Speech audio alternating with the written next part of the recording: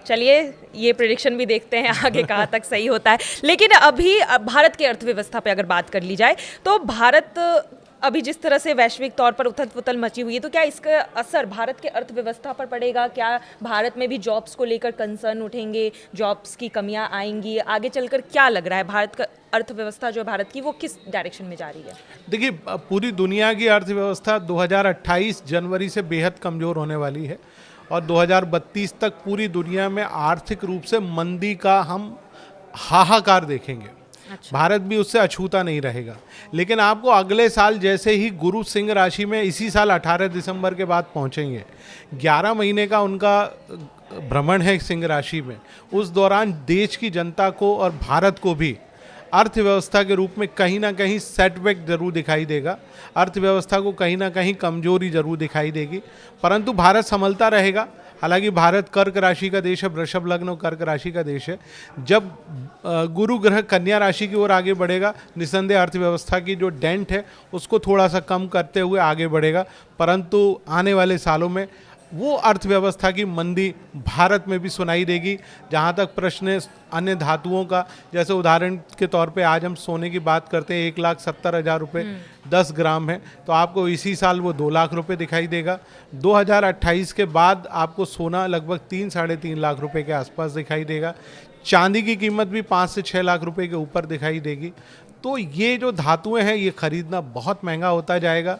Real estate उतना profitable नहीं रहेगा, लेकिन यदि आप गोल्ड में और सिल्वर में इन्वेस्टमेंट करते हैं तो मुझे लगता है ये आपके लिए बेहद लाभकारी होगा। तो अभी आपके हिसाब से सही समय है सोने और चांदी में इन्वेस्ट करने का? क्योंकि अभी जब से साल की शुरुआत हुई है, सोने चांदी के दाम में बहुत ही ऊपर नीचे उतार चढ़ाव आए हैं। तो उसके हिसाब से आगे चलकर सोने के दाम बढ़ने वाले हैं आपके हिसाब से, तो क्या अभी वो सही समय है इन्वेस्ट करने का सोने चांदी में? बिल्कुल। यदि आज से 1 साल के बाद सोने की कीमत लगभग 1.5 से 2.25 गुनी हो जाए, चांदी की कीमत भी लगभग डबल के आसपास हो, तो मेरा मानना है कि आप वर्चुअली इनमें इन्वेस्ट करें बजाय ज़मीन में इन्वेस्ट करने के या किसी बॉन्ड में इन्वेस्ट करने के। ये मेरा अपना व्यक्तिगत मत है, ये केवल मैं ज्योतिष के आधार पे कह रहा हूँ, इसमें आप कतई उसमें मत जाइएगा।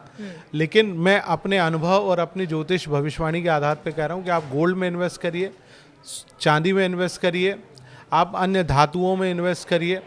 ये इन्वेस्टमेंट आपको बहुत फलित दिखाई देगा। और इस साल स्टॉक मार्केट की बात कर ली जाए, क्योंकि पिछले कई सालों से देखा जाए तो स्टॉक मार्केट ऊपर नीचे हो रहा है और ये साल की शुरुआत भी कुछ अच्छी नहीं रही है मार्केट के हिसाब से। और अभी भी जिस तरह से ईरान का जो युद्ध चल रहा है उसमें भी स्टॉक मार्केट कहीं ना कहीं नीचे ही गिरती हुई दिखाई दे रहा है। तो आने वाले समय में क्या लगता है, इन्वेस्टमेंट के हिसाब से स्टॉक मार्केट में इन्वेस्ट करना सही होगा, नहीं होगा? देखिए, इस साल स्टॉक मार्केट बहुत आगे बढ़ेगा, खासतौर से मई के महीने में।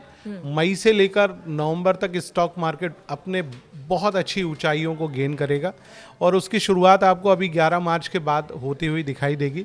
यानी मार्च के एंड में, खासतौर से चैत्र नवरात्रि के बाद स्टॉक एक्सचेंज बहुत तेज़ी से दौड़ेगा। आप बिल्कुल इन्वेस्ट करें, लेकिन मैं आपको यही सलाह दूंगा कि अक्टूबर के बाद थोड़ा सा संभल के आप स्टॉक एक्सचेंज में इन्वेस्ट करें ताकि आपके लिए वो बेहतर साबित हो।